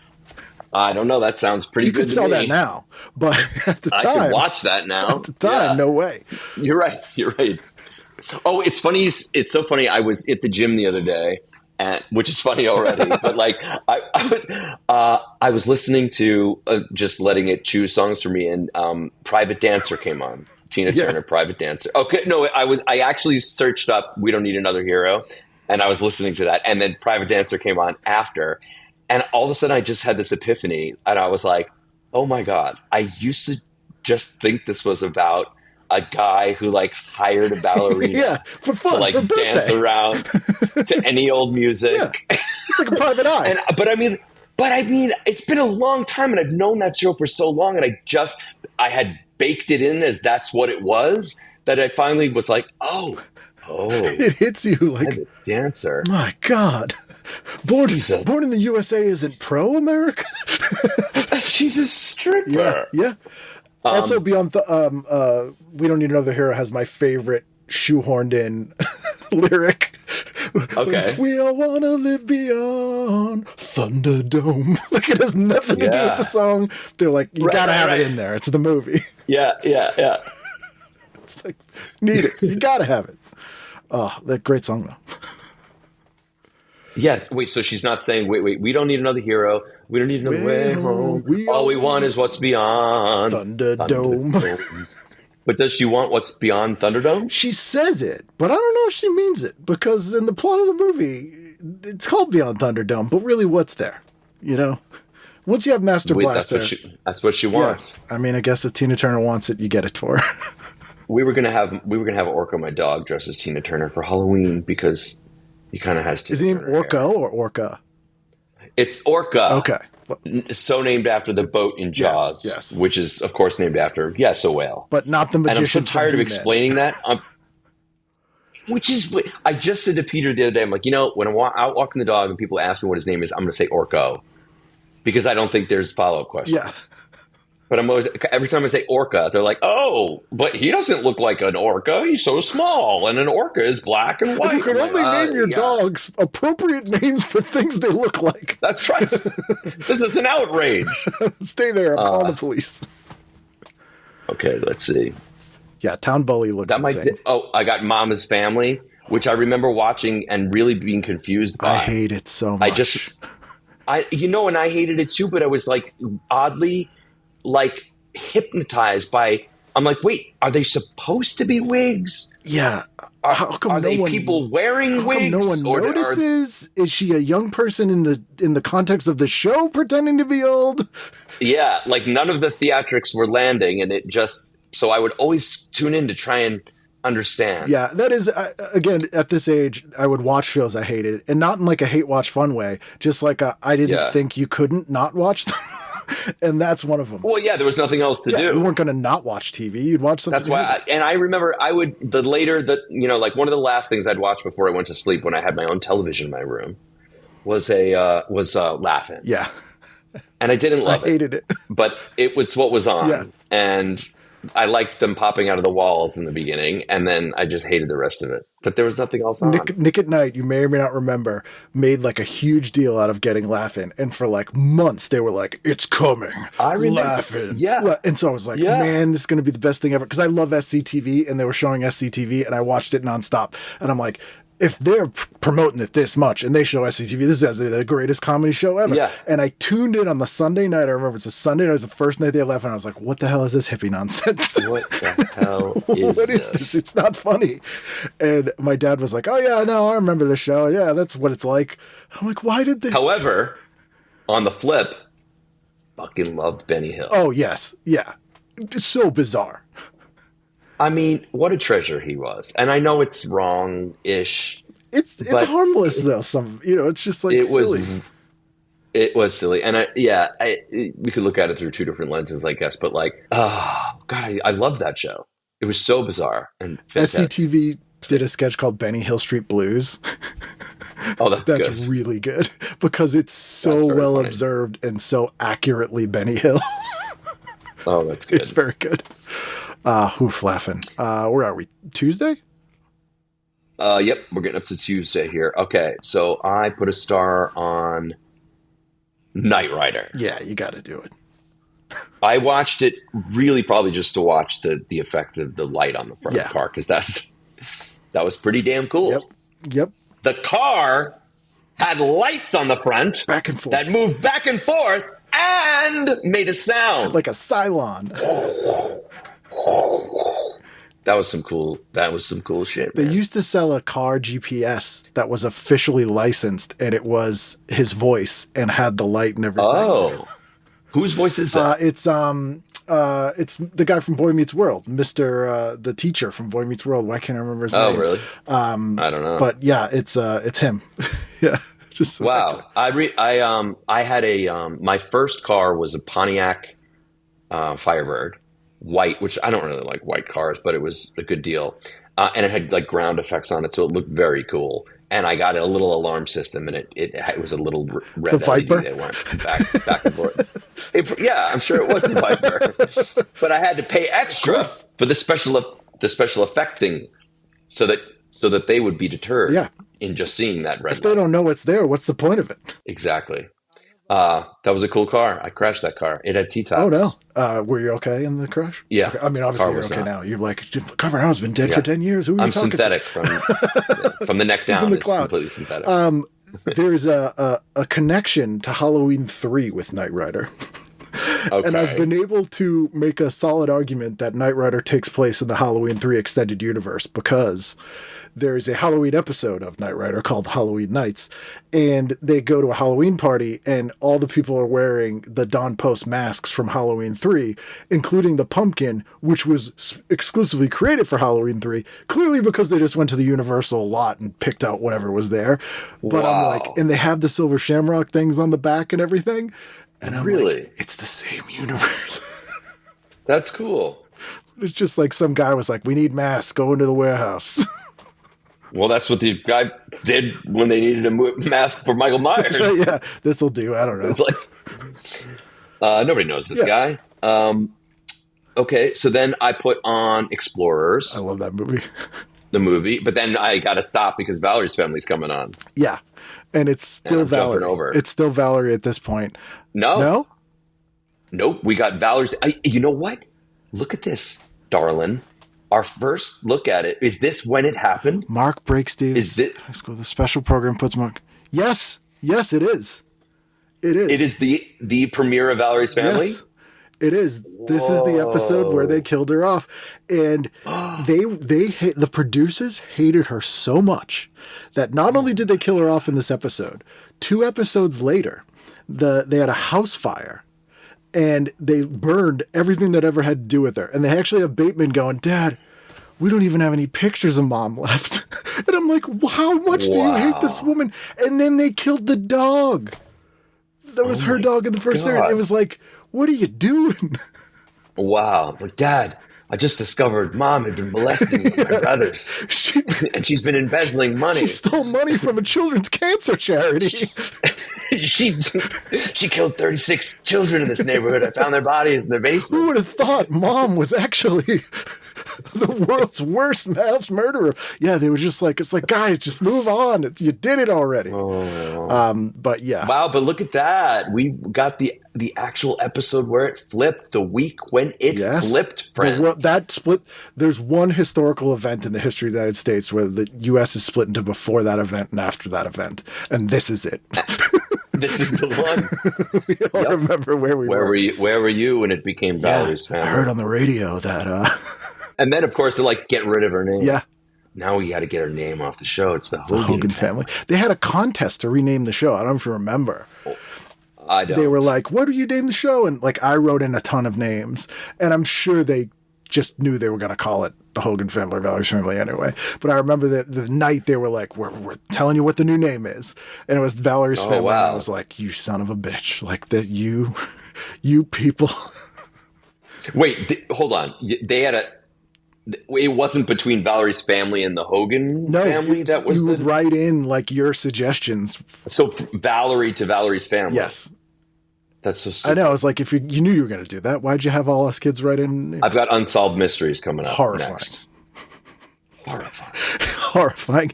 And the thing I always say about that show is it treated everything equally. So it would literally be Bigfoot and a rapist. It was like, these are all true, the same things. Yeah. As a kid, I'm like, no. Wait, Bigfoot was a rapist? Yeah, according to Unsolved Mysteries. This is the pilot of Unsolved Mysteries, where it's not hosted by Robert Stack. Oh, well, that's like... Carl Malden hosted the first 2 specials. Really? Yeah. And then regular weekly series, they got in Robert Stack. 1-877-5353 is the phone number. Wow. My favorite Unsolved Mystery of all time took place in Long Island. It was about a haunted bunk bed. Really? And it was this family that's like, we bought this used bunk bed and it was haunted. And it's like, there's this ridiculous recreation of it, like on fire, and there's like a demon face. And they're like, we had to get rid of it. We had to get out of this house. That was actual footage. It was. They had a camera and it was a baby monitor. And I'm like, this is so funny. Like these Long Island people just being like, the bunk bed. I believe it. I have a funny story about a bunk bed. Maybe it's just a scientific anomaly about dreaming and how they work. Because we used to go to this beach house in Peconic Dunes that my dad's coworker owned, and we would go like spend a week there or something in the summer. And I had to sleep in a bunk bed, and I was probably about 10 years old, and I had a dream that I was on a rooftop with like an abominable snowman monster who grabbed me and threw me off the roof, and I fell, and I had woken up having fallen out of the bunk bed. Oh, jeez. So I don't understand how that dream could have like happened. Real time. When would I have known that I was falling, like the moment of feeling falling and hitting the ground? How did that sync up with that dream? I think the stuff I've read about dreams is that the perception of time is completely off. Well, that would prove so it. Like something that seems like hours is seconds. Yeah. And so that has to be the. It's like just the whole picture of that happened in the moment of like my body probably feeling free fall and hitting the ground. I mean, how did the abominable snowman get in the room in the first place? Though, is the question I would have. It's summertime, first of all. I know. That's what happens. It gets so hot they need somewhere to go. They get into people's houses. AC. I saw that episode of Unsolved Mysteries. Yes. I went to the fridge. Watch out. It was haunted. The abominable snowman's pulling children out of their beds and throwing them on the ground and then running out. Yep, that's what they do. Not take the blame. That's what they do. It's in their nature. But the Unabomber episode of Unsolved Mysteries, just the slow pushing of the sketch of him scared the shit out of me. Oh my God, I could not sleep. It was so bad. And I was home alone and I watched that and I was down in the den and oh my God, the Unabomber, like just with the hood and sunglasses. the glasses, the sketch, and then it just was like zooming in and the music. And I was like, Did you do the thing where you turned the lights off and ran up the stairs as quickly as humanly possible? So yes, absolutely. Yeah. You're like, he's gonna Unabomb me right now. Where are we? Tuesday? Monty Python's Flying Circus. I saw an ad for, Yep. which I remember being very confused when I saw that was it on MTV or MTV. It was on PBS first for most places, but MTV started airing it in the 80s and started airing the young ones as well. That took me a long time to try and disconnect the title of that show from what that show was. I just didn't understand. I didn't get the joke. Like a comedy troupe having a crazy. I'm like, when's the circus? And I confused it with the Flying Burrito Brothers and the Flying Karamazov Brothers, who I would see on variety shows. Oh my God. Very confused. Okay. Monday. Okay. I'm in Tuesday. Yep, Is that right? Yep. Okay. Growing Pains. Although, I don't think I watched it every week, but I didn't love Growing Pains. Yeah. Took place on Long Island. It just didn't feel realistic. I didn't even know it took place on Long Island. Everything took place where I lived, Yeah. I guess, when I was little. I didn't know the difference. And I did put a star next to Mr. Ed only because I don't know how many times I watched that show just to watch the beginning, the opening credits, The theme. and then give it a shot, and it was off in a minute. Yeah. Very boring. And also like, It was just the opening song, and then it would say hello, I'm Mr. Ed, and then that was the end of that. They peaked early. You couldn't do better than that after the show, after the credits. No, you can't. It was a song. Yeah. It rhymed. The horse came out on cue and said It's hello. the final name. Then we had to learn shit. I couldn't tell you anything about that This show. is the premiere of my favorite spinoff of all time, Just the 10 of Us, the Growing Pains spinoff, which is on at 8:30. So I do have to mention that. Oh, Just the I 10 didn't of Us. watch Just the 10 of Us. So it surpassed the original in many ways. Very Didn't know funny it. show. All the funny writers from Growing Pains quit when Kirk Cameron came back and became super born again and moved on to Just the 10 of Us. Oh, good. Oh, man. What a sad tale that is. China Beach, I remember. Amazing show. I mean, I was too young to really get it, and I don't think I probably went to bed soon after it came on, but I do fondly remember the opening title sequence with Dana Delaney Reflections. and Reflections. Yeah, it's a very mournful show. As a kid, I cannot believe that I loved that, Sisters, and 30-something, and I did. I watched them all. Wow. And couldn't tell you why. You don't have No, to. it's true. And also, I should mention, all week, there's a miniseries of Stacy Keach as Ernest Hemingway. I mean, that looks so boring and horrible. Yeah. I'm sure then and even now. It sounds like an Do I SCTV not? sketch. It's not good. Okay, we are smoking cigarettes again. We are smoking cigarettes. Millionaire Winston quiz. Win up to $1 million that you won't live long enough to spend. Oh, so sad. Wait, did I miss Tuesday or we just? We're on Tuesday still. Yeah, that was Growing Pains and. I guess. China Beach, and then I have Mr. Ed, and then Benny Hill. I'm watching Benny Hill. I do have to mention Really go to sleep. Crime Stories on, which is such a good show. Okay. It's Michael Mann. It's after Miami Vice, and it's essentially Miami Vice Mad Men. Takes place in the 60s, stars Dennis Farina, and it's amazing. Don't know it. Highly recommend it if you're ever bored. It's streaming.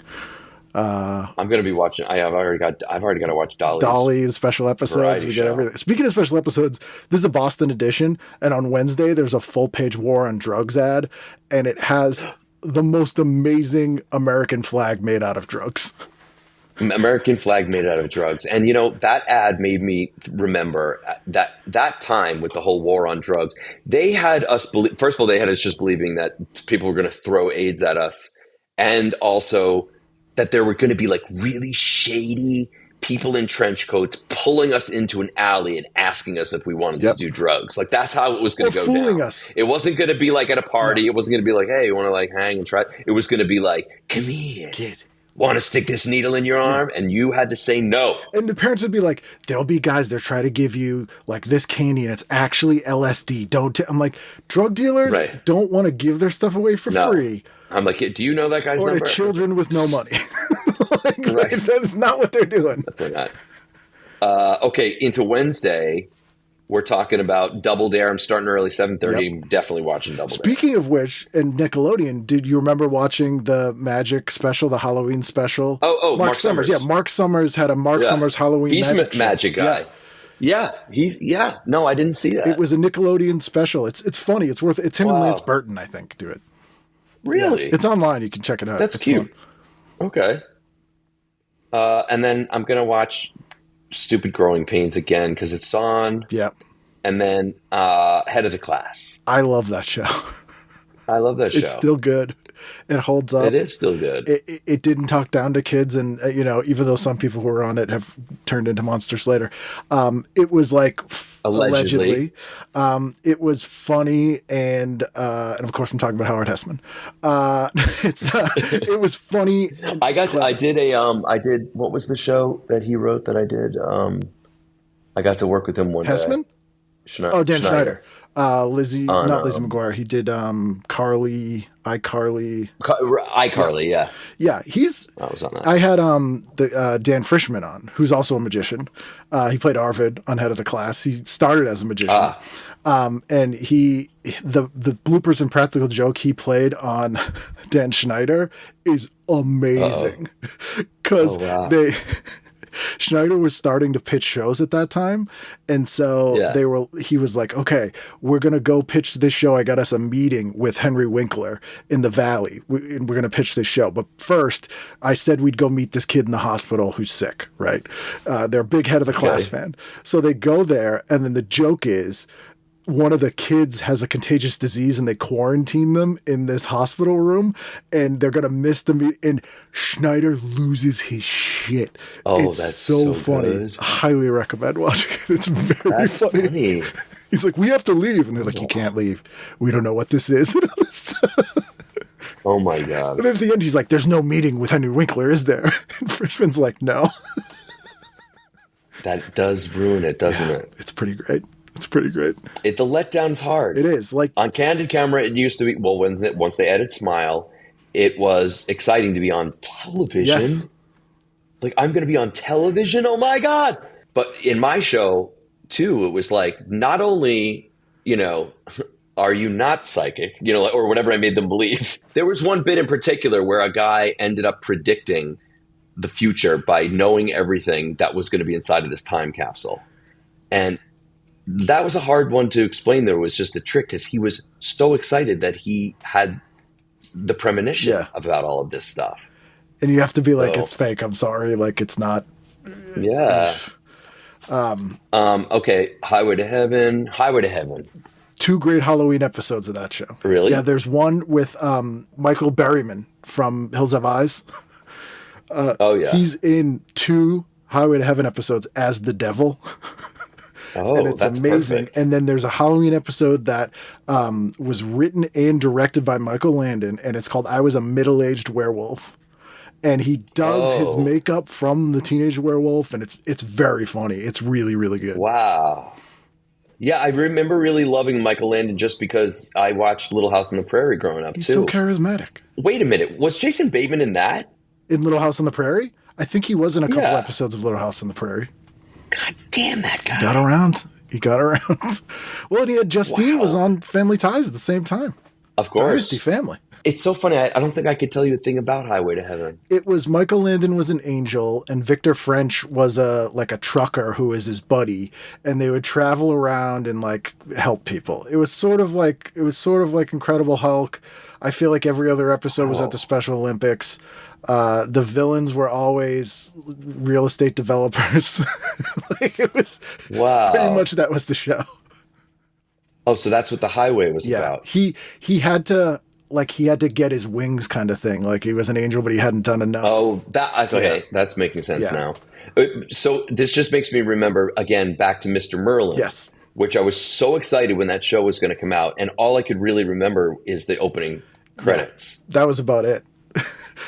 That was wasn't it was kind of never really. And my favorite thing about Mr. Merlin is that they had hedged their bet that was going to be such a huge hit. There's a ton of merchandise out for that show, like lunch boxes and stuff that just got like buried in the desert with the E.T. Atari games. Whoa. Because they were like, oh, we made a huge mistake. Oh my God. And that was, what's his name? The grandpa from Lost Boys. Barnard Hughes. Bert. Yeah. Who's great. He is but great. it just didn't. I think they were like, we'll do like a MacGyver type show with Merlin. Yeah. No, it didn't work. No. Although, speaking of Time Bandits, I did love the show with the lead Time Bandit. Oh my God, why I forget the name? He played a toy maker who was like a mechanical genius, and it was MacGyver with him in the lead. And it was called it was on at this time. It's actually a pretty good show. The lead Time Bandit guy was the lead in it. Oh man, I'll remember it later. But it's actually worth watching. It was the little toy maker? Yeah, not the name. It's called. Damn it! It's something not that dissimilar to that. To be honest with you, it's not the most flattering name for his skill set. The small workshop. But the weird thing was, the fact that he was a little person never came up on the show. He was like this toy inventor genius. As it shouldn't. It was great. I loved that show that I can't remember the name of. I like that guy. He's great. Oh, Time Bandits is great. Did you watch the Time Bandits TV show from recently? Yeah. I haven't seen it. I kind of, and I love Lisa and I love Time Bandits, but that would be hard for anybody to make me like. I just am. The Wizard. It was called The Wizard. Oh, The Wizard. I remember that. Yep. Yeah, it's pretty good. In that MacGyver-y Knight Rider way. Whoa, I remember that. Yeah. It did well. It was like a whole season. It did pretty well. I would rather have... Oh, and he's great in The Bride, the Clancy Brown Frankenstein, Jennifer Beals movie with Sting as Victor Frankenstein. Nope. He's in that. That's great. Cosby Show. We're going to Thursday. Yes. Cosby, of course. Good show. Still holds up. Great cast. And then Different World, just because we were, I think, like, obligated to watch that. Yes, but it was good. Was it? Not for a kid. Yeah. I was not. No. College comedy, like, not really a lot to latch onto there. Yeah. But it was a good show. And Sinbad. What kids didn't like Sinbad? I don't remember. I just remember the opening again, and then I think I probably trailed off to... Yeah, fair enough. Play with magic or discover masturbation, whatever it was. Isn't that the same thing? Yeah, kind of. Both are amazing. Involve sleight of hand. Yeah, and this is season 1. Jasmine Guy and Marissa Tomei. I really loved that show. Cheers. We were big Cheers fans. We watched that religiously. Perfect show. Such a great show. Perfect show. When I had Ted Danson on, this for some reason blew listeners' minds. He goes, I played Sam that he would never have anyone that loves him. And I didn't come up with it. The writers gave me it all there. His name is Sam Malone. Sam Alone. Wow. And I'm like, Jesus. Wow. But yeah, you do play him like that. That's incredible. It's blowing my mind. So I'm like, all right. And perfect. And shout out to Ted Danson and Creep Show. That's maybe my favorite segment in that movie, I think. That's so scary. I think. It really is. And how terrifying is Leslie Nielsen? Oh my God. I know. So good. Oh, perfect. Before people told him he was funny and then he tried to be funny. Right.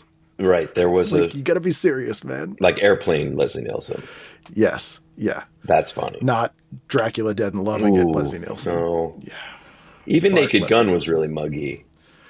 Yeah. But I love Naked Gun. Yeah.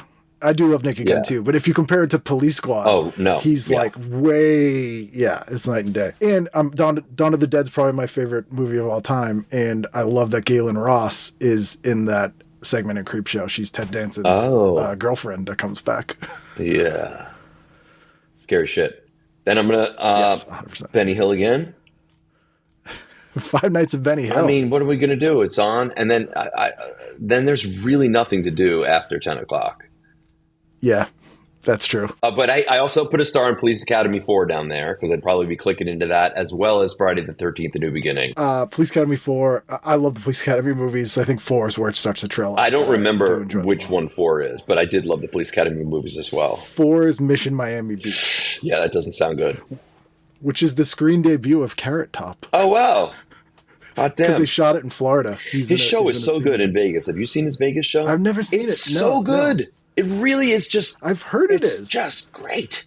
And I've seen it multiple times, and he changes it up. He has a whole segment in the middle where he like tries out new stuff, and it's solid. I'd go to that. And he's the nicest guy. I'd go to that. Yeah. And I wasn't a huge Friday the 13th fan. I was a Freddy Krueger fanatic. Same. Yeah. So Friday the 13th was like...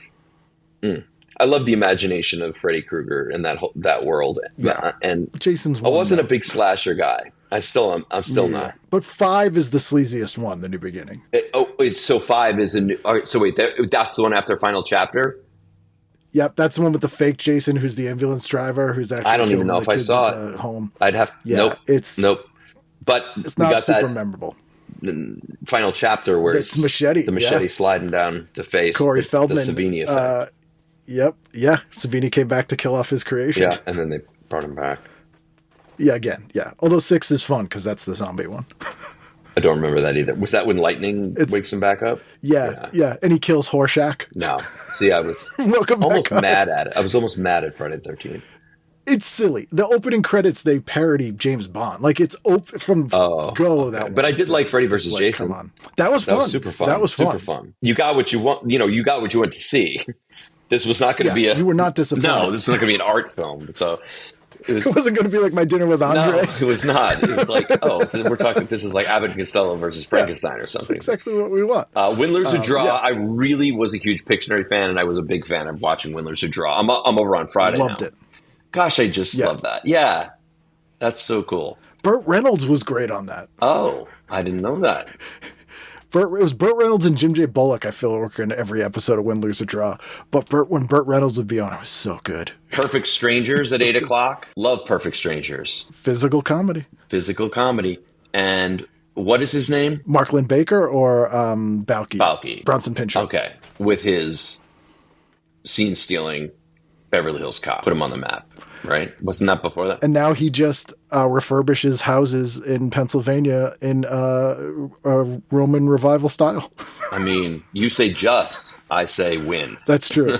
That's true. That's a win. Live and then Full House, which, I watched Full House pretty faithfully, but I can't say was like a giant fan. Same. I would not call myself a fan of that show. Probably saw every episode. Yeah.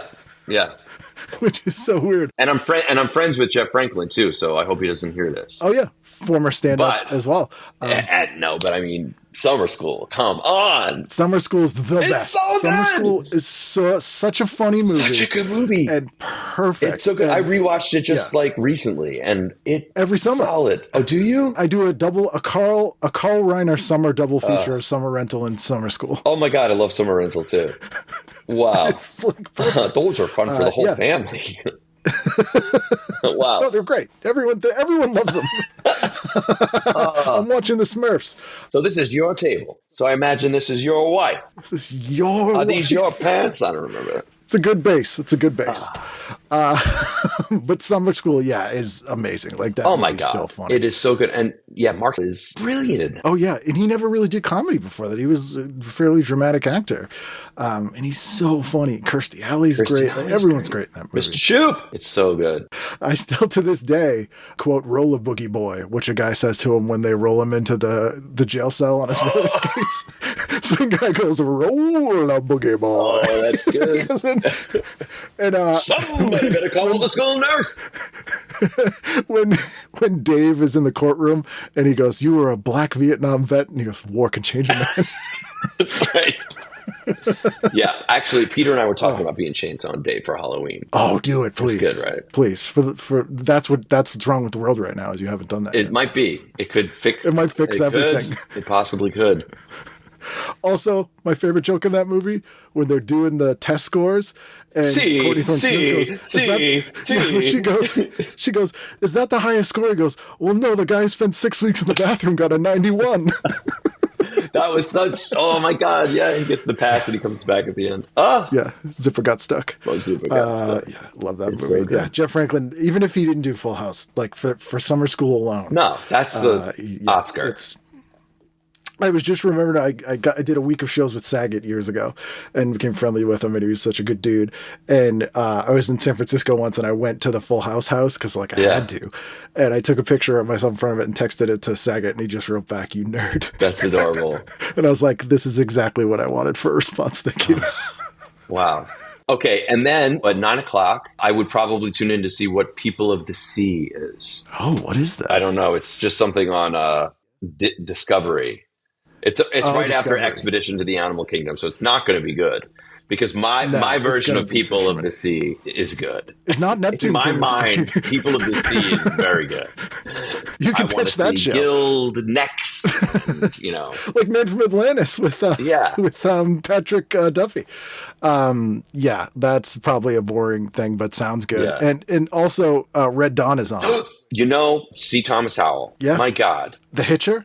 The Hitcher. How good is The The Hitcher? Hitcher and Outsiders, and I'm a huge Outsiders fan, and a fan of the musical too. Yeah, Have you seen it? I've not seen the Okay, musical. well, it's touring now, and you must. It's so good. I went and saw it twice. I'm in love with it. I've got the gold LP, the double gold LP. The music is great. The show is killer. It is such a good musical, and it's the only like new musical of late that actually made its money back. Oh wow! Oh wow! And for a movie that most people probably forget at this point, And you know the stage play, the stage musical, it's based on the book and the Francis Ford Coppola film. It says that right in the play. oh, okay. So it's Like Doctor Sleep is a sequel to the Shining movie and the book. So is this is like yes, for both. and it's so cinematic. And if you know the film, and I suggest watching the film before you go see the play, the musical, because they capture this theatrical version of the cinema. It's just so fresh. Speaking of Nightmare on Elm Street, the reason Heather Langenkamp has a career is because of The Outsiders. Really. So she's from, is it Nebraska? I've got the Nightmare on Elm Street 1 poster right here in my front room. Oh, nice. My sitting room. I think it's Nebraska, right? Is that where it takes place, or Oklahoma? Where I can't. Nightmare on Elm I Street? feel bad that it. No, The Outsiders. Oklahoma. Tulsa. I said Ulcer. Yeah. So Takes she's place in Ulcer, Tulsa, Oklahoma. Ulcer, Oklahoma. Yeah. She's from there, and she was a local high school kid and was an extra in that movie. Oh. And then decided she wanted to act and moved to L.A.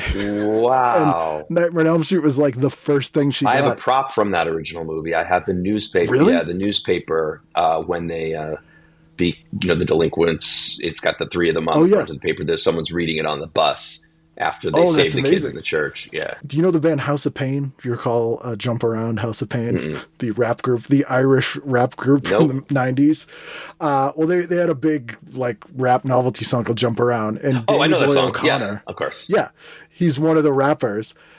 His favorite movie is The Outsiders. So he moved to Oklahoma and he bought the house from The Outsiders. Wow. He lives in it now and he's made it an Outsiders museum. Oh, I heard about this. They have one of the newspapers there too. Wow. He's got like memorabilia from it. Yeah, that's like the thing he's done. Wow. Wow. Just living life. That's really incredible.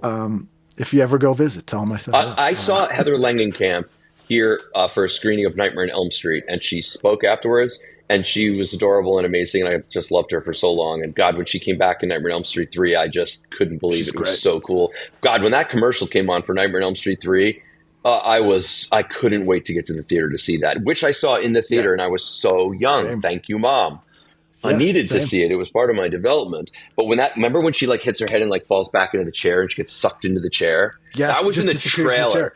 And I was like, Yeah. oh my God, this is going to be so good. This is And amazing. it was, and it Yeah. still is. But Yeah. I saw Heather Langenkamp. She spoke after a screening of Nightmare on Elm Street, and she was like, and it's a theater full of like total Elm Street nerds, obviously, in course. LA. And she's like, I noticed something different every time I watch the movie. Like, I just noticed that when Rod Lane, turns over to go to sleep after he talks to Tina, did anybody notice the blanket is red and green striped? And I'm like, girl. I've known that since I was 10. Did I? You just learned that tonight. You're Nancy. Jesus.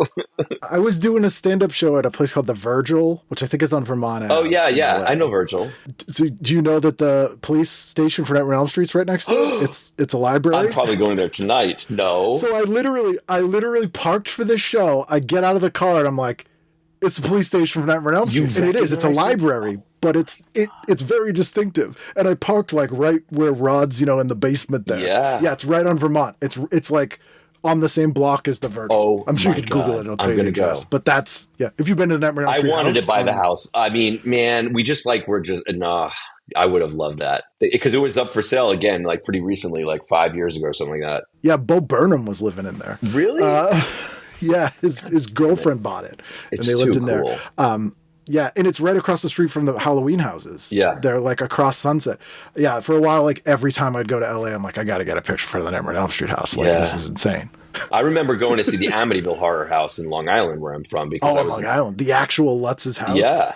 And I was like, I had my grandmother take me, like, we have to go see the Amityville house. And it was a big letdown. Because the one in the movies, they got the windows were gone. No, they tried to cut, but it was also really tiny and like right on the harbor, and there were like tons of other houses around it. Not on the harbor, on the harbor, right on the coast. Yeah, it's like on the it's like at a cliff. It's I guess is that not a harbor? The canal? What is that thing? Yeah, there's water. There's water there, but the houses were all like tract houses. Almost. They were just like really close to. Anyway, the one in the movie was so much more majestic, and but I loved that movie as a kid. There's no pig demons in that house. No, I love The Possession. The Possession really got me. Possession's great. I mean, I've had Diane Franklin on the show, who's in The Possession, and what a weird movie. Really, I've weird never movie. seen it in 3D. No, me neither. I rented it really, and I thought, wait, no, Amityville 2 is The 3D. Possession. 3 is 3D. Yes, 3 is the demon. Yes, you're right. Yeah. I was excited to rent part 3 in 3D because in the video store it said Amityville 3D, and I'm like, oh my God. And the cover had the And then we took it home. I'm like, it's not 3D. I was obsessed with 3D, crazy obsessed with 3D. Like you never worked at home. Never. But I mean like 3D comic books, and like I got the glasses at 7-Eleven when they were going to watch, put on Girl at Large. They showed in 3D. The Mad Magician. They showed in 3D with Vincent Price. And The Mask. I didn't see that. The 60s Mask. It was they also did Black Lagoon. Creature from the Black Lagoon once in 3D. It always sucked. And then how about?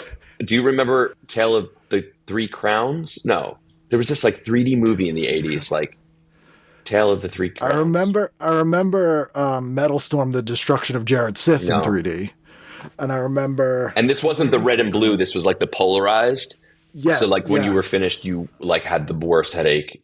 Freddy's Dead, they went back to the red and blue. They did the red and blue. It didn't 3D. look great. No, it was terrible. I wasn't super psyched about it. No, it doesn't really work. Which is when you see an IMAX 3D and you're like, oh, that's what it's supposed to be. Oh, it's really cool. I mean, yeah. What was it? The Avatar. Avatar looks really cool as hell in 3D, man. It's really neat. Have you ever thought of doing like a 3D gag? Did you do one on the show? I feel like that would be like someone watching a 3D movie. We must have talked about that, but that's great. Not like Kentucky Fried Movie 3D, but there had to be some kind of bless that. Yeah, so good. Man, now I want to see a 3D movie. I think that's everything. Anything else on Friday? No, man. That is it. We could talk horror movies all day. I'm so glad that you took the time to sit down and talk to me. As I said, I'm want to have you on for a long time. Yeah. I will check in and see if you guys dress up as Chainsaw and Dave. Okay. I think it's my obligation. And I'm going to try. We'll try and keep this episode away from Jeff Franklin because we do want to surprise him with it. Yes. So yes. This will be at his birthday. If you send him links to your episodes, don't do this one until after next October. No, he won't know. He won't know. I don't want to ruin that. Oh, fantastic! And get Mark Harmon to come. He lives over in Malibu. Oh yeah. He married Pam Dolber. I did not know that.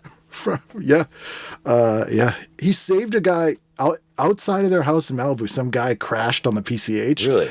And this was in like 1992. Car was on fire. Mark Harmon ran out with a sledgehammer and broke the window open and pulled the guy out of the car. Oh my God. Also, as someone from Boston, Mark Harmon is the funniest name to say with a Boston accent. Mark Harmon. My dad used to watch. He show recently, right? Yes, it's not one of the CSIs, but it's Might as well be. yeah. I forgot that he was on that. I was gonna name a comedy album the Mark of Harmon, and I had plans to do like the cover, like the summer school album, yeah. and my dog and everything, and have it be like a werewolf summer school mashup thing. But yeah, didn't do it. Someday. Have you read the Rick Baker books? Yes. Metamorphosis, Yes. so good, right? I got to meet him. I got to meet Rick Oh, you got to meet him. Yeah, we met him too. Yeah. We actually stopped at a restaurant. We saw him eating, and we waited when he was walking out. He's so kind, so we were nice. We just wanted to let him know because we had bought. We won the Spider Gremlin at an auction from Gremlins 2, which is on display at a museum in Las Vegas. But yeah, I actually bought it for my husband as a gift, and when I bought it, I had no idea the scale. I kind of pictured that it was going to be like like something I could. I thought it was maybe like 3 feet long, or I don't know why. It's small. It's a gremlin. And after I won it on auction, and they were like arranging the shipping, I'm like re-looking back at the pictures, and all of a sudden I'm like, is that a beer bottle next to it? Like one picture, there was a beer bottle next to it. I'm like, that thing's huge. It's like full size. So we're like, we can't put it anywhere, so it's on display at a museum. Tom Devlin's Monster Museum. You get to be like a good guy, letting the public see it, and still. And it says from the Carbonaro Stickles collection or whatever. So. There you go. Oh man, owning that's amazing. Yeah. I used to do Monster Palooza every year. Yeah. Go with my friend and Rick Baker and Guillermo del Toro would come in early and do their shopping and like wander around. So nice. And his paintings are amazing. Yeah. Rick Baker's those creature. Oh my god. Yep. Yeah. Jesus, all those guys. And then what's his name? Who designed Gizmo? I don't know. Chris. Oh my God, he lost his mind after Gremlins. Oh. Chris Wallace. Oh. Chris Wallace. So he lives in Burbank, and he and his kids, he spends all year making new creatures for like a Halloween display at his house. Oh, that's right. And so he's a good follow on like Instagram because like you'll see all year. He's like the theme this year. Oh wow. And he's making like insane stuff. But he directed Fly 2 and then didn't have to work again because Spielberg felt so bad because he literally had a nervous breakdown working on Gremlins that he gave him 2 points on Gremlins. Wow. He was like 19. And so he's set. He's like, all right, I'm good. I mean, he did design Gizmo. He did design Gizmo. And the Gremlins, so he deserves it. But man, 2 points on Gremlins. Chris Wallace. Wow. That Gremlins is my Christmas movie. To me, Gremlins is my year, Star Wars. Yeah, we watch that. That's every year. It's so good. I love it. It's so good. And Gremlins 2, man, Joe Dante. Yeah. Perfect. Well, thank you so much. Thanks, Ken. Again, I really appreciate this, and I had so much fun. And you'll have to follow up and see if you watch all these things. Okay. See what you think. Great to chat with you. There you go, that's Michael. As I said, awesome dude. Could talk to him all day. I cannot thank him enough for taking time out of his busy schedule to sit down and talk to me about TV and all the stuff we discussed. Go see him live. If you have $5 a month, you can go to patreon.com/TV Guidance Counselor. And if you pledge that $5 a month, you would get a PDF copy of this week's TV guide that Michael and I discussed. So you could follow along, play along, look through, see all the pictures we're talking about in there. It's a lot of fun. If you have $1 a month, that's also helpful. But check that out there. If you have any questions or you have guests you'd like me to try to get on the show, anything like that, feel free to email me at tvguidancecounselor@gmail.com or ken@icanread.com. Find me on social media. Go to the Patreon. Wherever you're listening to this, if you have a second, you want to leave a review for the show, it helps keep it in the algorithm. So people, 12 years in, people are still discovering the show. So every little bit helps. But you don't have to do any of that stuff. But I would recommend. Oh, also, I hinted last week that my guest this week's name would be Michael. Nobody guessed it. I would have been shocked. I would have thought you were actually psychic and you guessed all the things in the in the time capsule. So no one got it. But anyway, next week, brand new edition. So I hope you're there for that brand new edition of TV Guidance Counselor. He invited us into his weird little world, and we wanted to be there.